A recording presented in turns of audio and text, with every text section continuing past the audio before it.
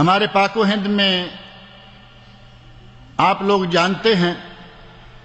کوئی شاذ گھر ایسا ہوگا کہ جس میں یہ بیماری نہ ہو، کوئی شاذ گھر جسے اللہ رب العزت نے محفوظ رکھا ہوا ہو، ورنہ کسی گھر میں کوئی عورت، کسی گھر میں کوئی مرد، کسی خاندان میں کوئی بچہ، کہیں نہ کہیں کوئی نہ کوئی یہ چیز ہمیں نظر آ رہی ہے، اور یہ چیز عام سی نہیں،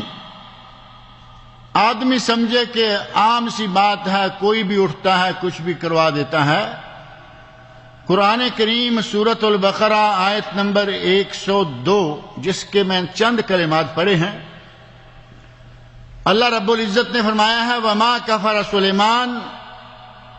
وَلَكِنَّ الشَّيَاطِينَ كَفَرُوا يُعَلِّمُونَ النَّاسَ السِّحْرَ۔